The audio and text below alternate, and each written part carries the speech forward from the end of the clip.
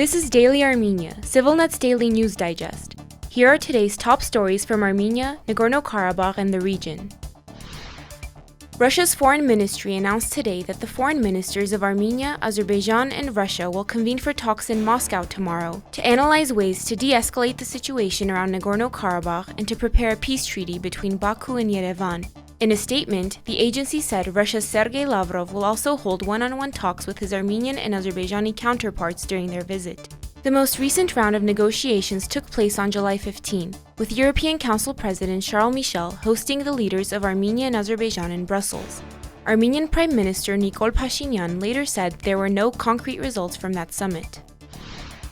Organizers are planning simultaneous rallies in Yerevan and Stepanakert tomorrow to call on Azerbaijan to lift its months-long blockade of the Lachin corridor, Nagorno-Karabakh's sole overland route to Armenia.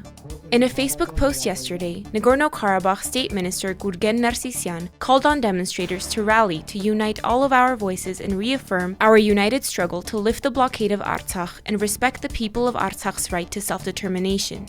Earlier this month, Narsisyan called on Nagorno-Karabakh's more than 100,000 Armenians to form a new popular movement as Azerbaijan's blockade of the region stretched beyond its 7th month. The blockade has led to severe shortages of food, energy, medicine, and other essentials. Officials in Stepanakert are now warning of an imminent threat of starvation. Nagorno-Karabakh's health ministry said today the International Committee of the Red Cross had transferred 11 people from Nagorno-Karabakh to Armenia for medical treatment. During the day, the return of 13 patients to Artsakh by ICRC vehicles is planned, the ministry added, referring to people who had previously been evacuated from Nagorno-Karabakh to Armenia.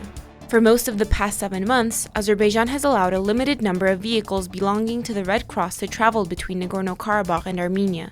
During that time, the humanitarian organization has evacuated more than 600 people in need of medical treatment from Nagorno-Karabakh to Armenia, according to a tally kept by the authorities in Stepanakert. At the same time, Azerbaijan has blocked the Red Cross's access to Nagorno-Karabakh twice since last month, raising concerns over the region's increasingly critical healthcare problems. Access was most recently restored on July 14.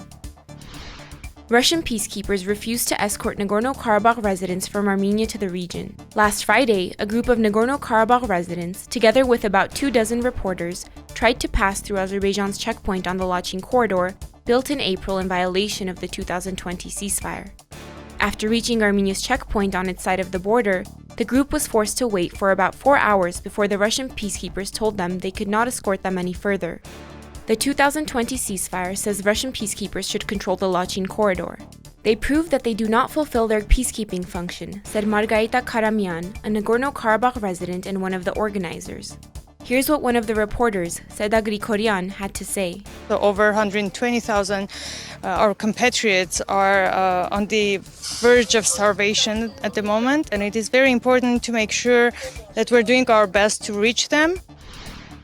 You can check out the latest video report from our reporters in Stepanakert, who take you around the streets of the city to explore the impact of Azerbaijan's blockade.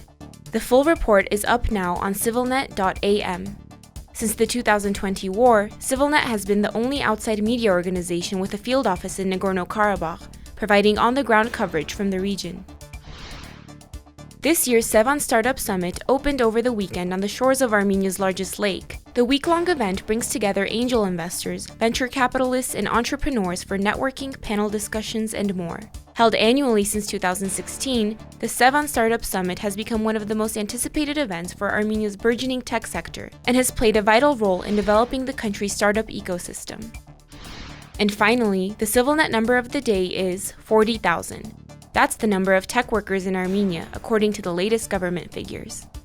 And, as always, please follow SivilNet for the latest news and independent reporting from our contributors on the ground in Armenia, Nagorno-Karabakh, and the region.